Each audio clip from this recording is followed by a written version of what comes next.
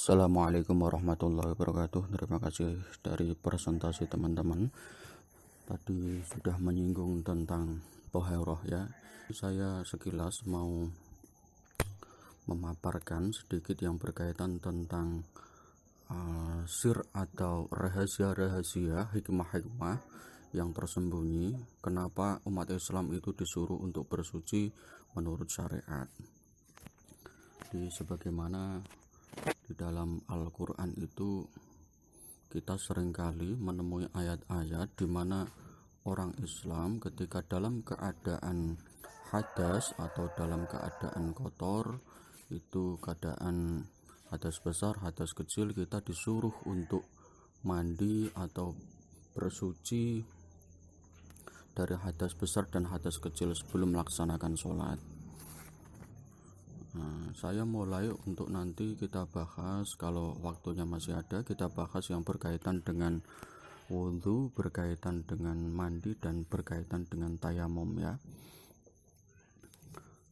Untuk pertama kali kita mulai sebagaimana yang diungkapkan oleh Nabi Muhammad SAW pernah mensabdakan at-tahuru syatrul iman.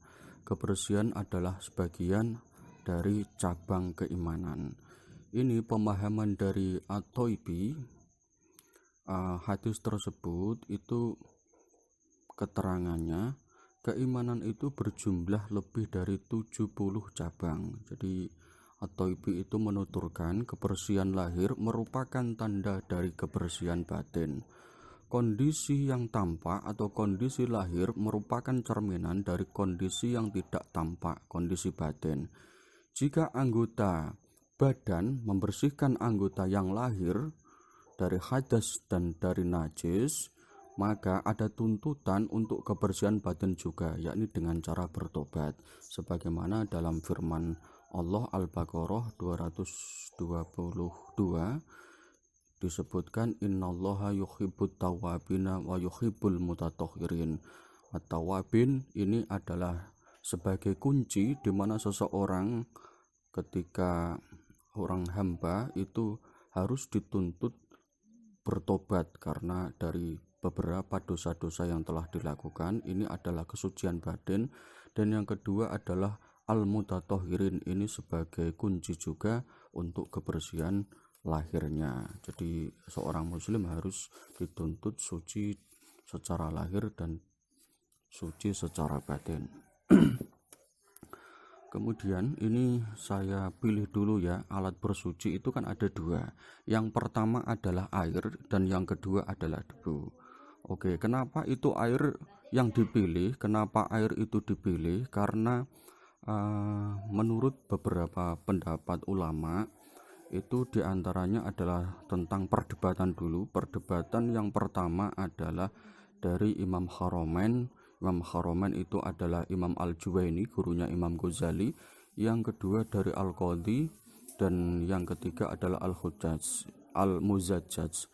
Ini menilai kenapa air itu diberlakukan sebagai alat untuk mensucikan dari sesuatu yang najis. Ya, itu karena alasannya adalah bersifat dogmatis atau ta'abudi.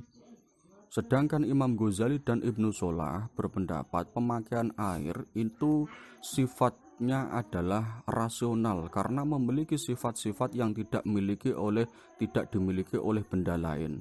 Jadi air memiliki karakter yang tidak dimiliki oleh benda lain. Di antaranya air itu bisa mengumpulkan segala sifat lembut dan lunak. Terus kemudian sifat tidak tersusun dari bagian atau komponen-komponen tertentu. Air juga tidak berwarna. Jadi kalau air itu punya warna, itu bukan berasal dari zat tiyahnya air itu sendiri, tetapi berasal dari wadah atau campurannya. Dan ketika bersentuhan dengan benda lain, air tidak memberikan dampak buruk, yaitu tidak ada ada akibat negatif yang ditimbulkan oleh air, tidak ada. Dan ketika menggunakannya tidak memunculkan seseorang kalau orang yang menilai itu sebagai sesuatu yang sombong, tidak ada, serta tidak ada menyinggung perasaan orang lain yang tidak mampu memakainya. Oke, pada umumnya tidak dianggap menyia-nyiakan harta. Jadi ketika air itu dipakai kemudian dibuang, itu tidak dianggap tadyi'ul mal, tidak dianggap menyia-nyiakan harta. Ini berbeda kondisinya jika air itu misalnya adalah berupa air mawar atau minyak dan lain-lain. Itu kalau dibuang tanpa ada hajat tertentu, maka bisa dikatakan tadyi'ul mal, menyia-nyiakan harta. Oke, itu sekilas tentang air ya. Jadi air itu juga tidak memiliki rasa dan bau, begitu. Dan nanti air itu bisa alat bersuci ya.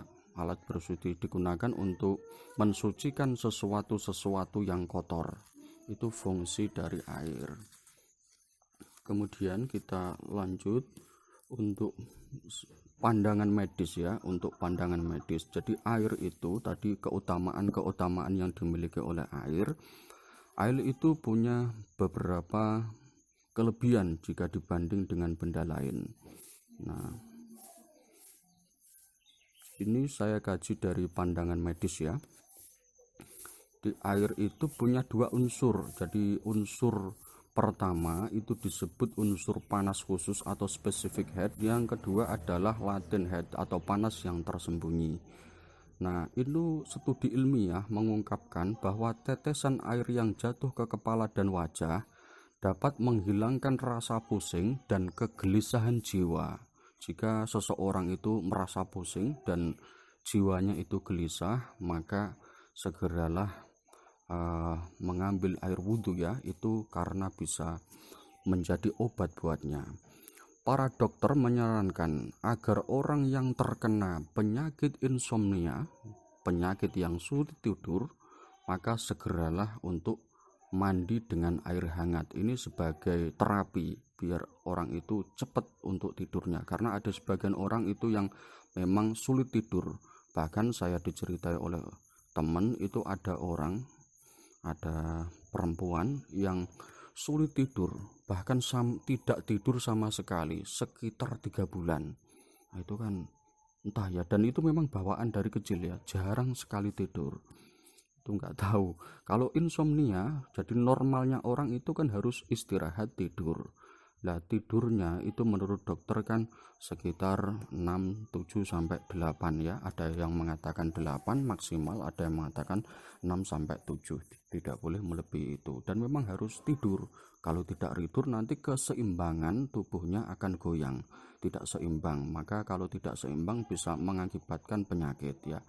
Kalau itu sulit tidur, maka dianjurkan untuk mandi dengan air hangat. Ini termasuk dari keutamaan air jika dikaji dari pandangan medis. Jadi ada penelitian juga, ini dari seorang ahli namanya Eisenberg ya, melakukan penelitian ilmiah yang hasilnya dikatakan bahwa tetesan air yang jatuh ke wajah dan bagian tubuh lainnya sudah mencukupi dan tidak memerlukan alat lain untuk melancarkan sirkulasi darah dan memijat-mijat otot. Jadi air itu banyak sekali khasiatnya. Oleh karena itu, jika ini dikaji, dirunutkan, disambungkan, dikorelasikan dengan kajian Islam, dari penelitiannya Eisenberg, itu berarti mandi ataupun wudhu dengan menggunakan air bersih dapat menghilangkan rasa marah, tersinggung, rasa gelisah yang menimpa seseorang. Sebagaimana sabda Rasulullah, innal ghadaba minasyaitoni wa inna syaitona khuliqa minan nar wa inna ma tudfa'u annar bil ma fa idza ghadaba ahadukum falyatawadda. Nah, itu jika marah itu adalah termasuk dari setan, dan setan itu diciptakan dari api. Api itu panas ya, sehingga api yang panas ini bisa dipadamkan dengan menggunakan air. Oleh karena itu bergegaslah untuk berwudu. Oke, saya lanjut pembahasannya itu tentang air ya. tentang air. Sekarang saya mau menampilkan dari pembahasan selanjutnya. Oke, yang masih seputar tentang air ini ya.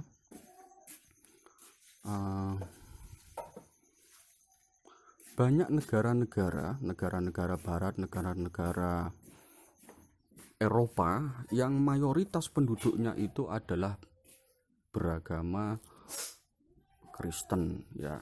Agamanya adalah agama tidak Islam, non muslim mereka. Ya, meskipun beberapa persen bercampur agama lain. Misalnya penelitian yang dilakukan di Amerika ya, di Amerika dan Australia. Ternyata permukaan kulit itu mudah sekali untuk terjangkit penyakit kanker kulit karena sinar matahari ya, terutama adalah khususnya sinar ultraviolet. Ini mengakibatkan kanker kulit, sehingga orang itu ketika berwudu sebanyak 5 kali bisa menjaga permukaan air kulit agar senantiasa lembab, tidak mudah terserang penyakit kanker kulit.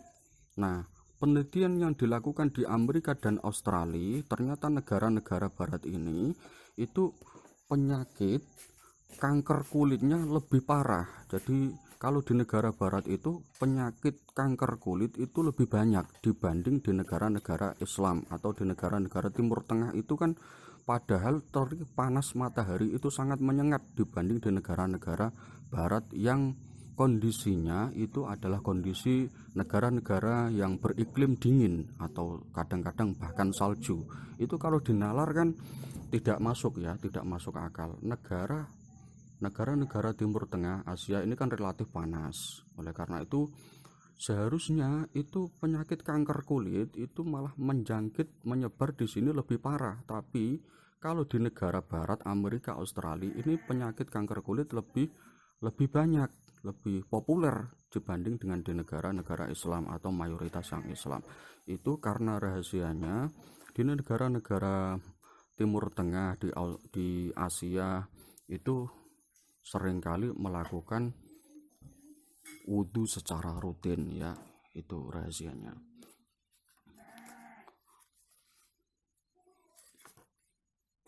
Oke, saya lanjut untuk sekarang tayamum ya. Tayamum itu tadi adalah sebagai pengganti dari wudhu. Jadi kalau orang itu tidak menemukan alat sesuci yang berupa air, maka dia harus menggantinya dengan menggunakan debu ya, menggunakan debu. Secara kajian psikologis, secara kajian psikolog itu, para ahli psikolog, orang-orang yang ahli dalam psikologi mengatakan jika perbuatan yang rutin istiqomah itu bisa menimbulkan efek yang bagus bagi kejiwaan seseorang. Jadi kalau orang Islam itu biasanya wudhu dengan menggunakan atau mandi dengan menggunakan air, jika pada saat itu tidak mendapatkan air, maka harus ada penggantinya, yakni adalah alat yang kedua. Alat bersuci yang kedua ini adalah debu. Dalam tataran kajian psikologi, dia itu agar tidak goncang jiwanya ya, karena meskipun secara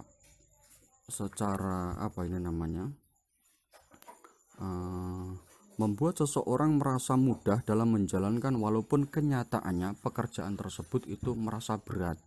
Jadi istiqomah itu sangat membantu kejiwaan seseorang. Kalau sekali saja dia absen, maksudnya ketika seseorang bepergian dan dia dalam keadaan hadas kecil atau hadas besar, mau sholat kan harus berwudu, tetapi kondisi air saat itu tidak ditemukan, maka kalau dia tidak ada penggantinya, ini nanti kalau tidak ada alat bersuci terus kemudian dia langsung sholat misalnya, nanti kalau mau memulai wudhu lagi itu sulit. Oleh karena itu harus ada penggantinya, yakni adalah diganti dengan menggunakan tayamum yakni alatnya adalah debu ya, biar dia itu tidak goncang. Ibarat orang itu kalau sudah puasa terus Ramadan itu tiap hari puasa, itu kan rasanya meskipun awal-awal itu terasa berat, tapi nantinya akan mudah karena dia konsisten rutin istiqomah tiap hari. Beda kalau kita kondisi tidak di bulan-bulan selain Ramadan, mau puasa saja rasanya sangat berat ya, mau memulai puasa sangat berat. Beda kalau puasa Ramadan itu analoginya seperti itu, tiap hari puasa, maka awalnya berat lantas menjadi tidak berat. Ini terbukti ketika Anda sudah Idul Fitri, yakni puasa Ramadan itu sudah selesai, kalau mau puasa lagi di bulan Syawal itu sudah sulit, rasanya berat sekali begitu. Nah, itu hikmah pengganti dari wudhu ya, pengganti dari air tadi. Nah, ini saya singgung tentang debunya. Debu ini pembahasannya banyak sekali ya, saya coba cari yang urgen sebagai pembahasan yang langka bagi teman-teman. Masukan dari saya tadi semoga bisa dipertimbangkan ya, untuk pemilihan debu sebagai pengganti air ini. Jadi makanan pokok itu, baik itu diperuntukkan bagi manusia ataupun hewan, adalah berasal dari tumbuh-tumbuhan. Hidup dan berkembang biaknya tumbuh-tumbuhan sangat tergantung adanya dua hal, yakni air, yang kedua adalah tanah. Nah, dan keduanya ini antara air dan tanah itu mudah sekali didapat di seluruh penjuru bumi. Oleh karena itu, wilayah manapun di permukaan bumi hampir bisa dipastikan terdapat salah satu dari keduanya. Ini sejalan dengan prinsip syariat Islam yang selalu agar mudah dijalankan dan tidak memberatkan. Yasiru wala tu'asiru. Ini syariat Islam itu kan memudahkan, tidak memberatkan. Uraian dari salah satu tokoh ya, ini ada uraian para pakar, para ulama. Ad-Dahlawi misalnya menuturkan bahwa debu juga dipakai sebagai pembersih benda-benda tertentu seperti halnya pedang dan kaca ya. Jadi debu itu biasanya kan, kalau air itu jelas, air itu fungsinya untuk membersihkan, tadi sudah saya uraikan di depan. Sedangkan dari debu ini kan ada agak kejanggalan loh, debu itu sesuatu yang ada, atau tanah itu sesuatu yang kotor, masa bisa dibuat untuk membersihkan? Itu ternyata ada rahasia-rahasia yang tidak diketahui oleh orang-orang yang janggal memakai debu, atau yang janggal kenapa debu itu kok dipergunakan untuk alat bersuci begitu. Nah, contohnya juga ini dalam kajian ilmu jiwa ya, pernah diungkapkan oleh Imam Asy'aroni. Imam Asy'aroni itu pernah menuturkan yang inti dari pembicaraan beliau, debu itu ternyata bisa berfungsi untuk membangkitkan kelesuan beribadah anggota tubuh. Jadi anggota tubuh ini seringkali kita itu kalau melakukan sesuatu yang wajib, misalnya untuk sholat, itu berat sekali. Ini efek dari akibat dosa dan maksiat yang dilakukan oleh seseorang ya. Itu ada imbas sesuatu yang diterjang menurut syariah, itu akan mengakibatkan seseorang jika melaksanakan ibadah itu rasanya berat. Oleh karena itu Imam Asy'aroni itu mengungkap rahasia di balik debu. Ternyata debu itu bisa membangkitkan ibadah seseorang begitu. Itu termasuk keutamaan debu. Dan ketika kita runut atau kita hubungkan kajian debu dengan dihubungkan dengan toharoh, itu misalnya saya ambil contoh berkaitan dengan air liur anjing ya. Air liur anjing ini kan berbahaya. Jadi ada penelitian dari dokter kesehatan anak di Munich, Jerman, itu sekitar pada tahun 2008 11 jadi tanggal 12 bulan 11 2008 itu mengungkapkan ternyata banyak sekali kuman-kuman, virus-virus yang ada pada air liur anjing. Ini menyebabkan banyak sekali penyakit, bisa menyebabkan banyak sekali penyakit. Di antaranya juga gigitan anjing itu bisa berbahaya ya. Oleh karena itu cepat sekali untuk segera untuk dibawa ke dokter. Nah, bahaya anjing ini berdasarkan penelitian di Universitas Munich Jerman tadi menyatakan memelihara anjing itu, orang yang memelihara anjing biasanya di negara-negara barat itu kan mereka mayoritas non muslim, jadi memelihara anjing itu sudah terbiasa. Itu bisa meningkatkan resiko kanker payudara. Jadi kanker payudara itu resiko, ada penelitian ya, bisa menyebabkan dampak resiko kanker payudara ini lebih parah ya, lebih besar dibanding orang-orang yang tidak memelihara anjing. Beda dengan hewan lain, misalnya kalau kucing atau kelinci, beda ya. Kalau di negara-negara Islam atau mayoritas yang non muslim, karena kucing dan kelinci itu tidak najis, maka mereka biasa memelihara ini. Kalau di negara-negara barat mayoritas atau non muslimnya itu memelihara anjing sudah biasa. Ternyata itu bisa menimbulkan risiko kanker payudara ya. Itu misalnya saja sebanyak 79,9 penderita kanker payudara ternyata sering bercanda dengan anjing. Jadi itu ada kontak langsung dengan anjing itu. Nah, sementara pasien yang berjumlah 4,4% itu tidak memiliki hewan pemeliharaan anjing. Jadi pasien yang 79,7% itu mereka kenapa kok mengidap kanker payudara, karena menurut penelitian itu karena mereka memelihara anjing begitu. Jadi bahaya ya memelihara anjing, maksudnya hal-hal yang berkaitan tentang efek negatif memelihara anjing itu begitu. Oke, saya lanjut sebentar lagi.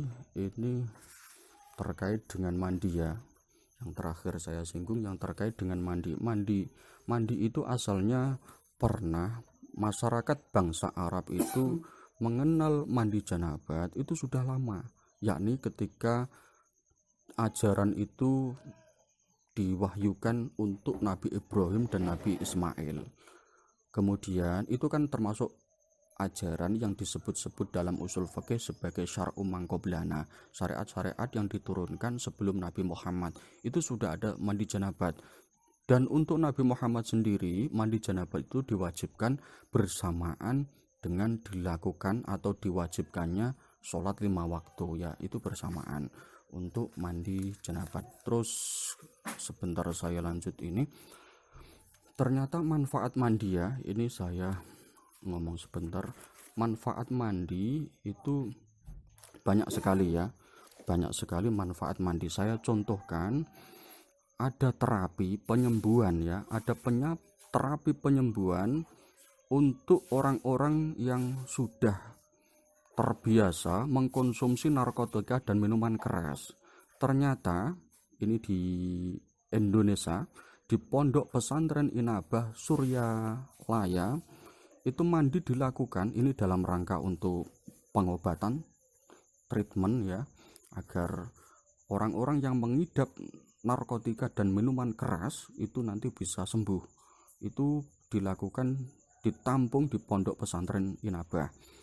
Mereka melakukan treatment itu di sekitar mandi, yakni dengan cara mandi sekitar pada pukul 2 ya, 2 dini hari. Jadi habis jam 12 kemudian mandi pada pukul 2. Mandi tersebut tujuannya adalah sebagai ini, mandi pada saat pukul tersebut itu menyebabkan pembuluh darah dalam organ tertentu menyempit. Jadi pembuluh darah itu agar menyempit, mandi pada pukul dini hari sekitar jam 2 ya. Dan penyempitan pembuluh darah akan melancarkan aliran darah ke otak, jantung, paru-paru, hati, dan ginjal. Nah, lebih rinci lagi, aliran darah ini nanti banyak menyebar ke liver atau hati, dan kerja hati akan lebih lancar, yaitu memusnahkan racun-racun narkotika yang ada dalam tubuh dan akan segera dibuang oleh atau melewati ginjal begitu. Dalam dunia kedokteran, ini yang berkaitan dengan medis, dalam dunia kedokteran penghilangan racun diistilahkan dengan detox ya.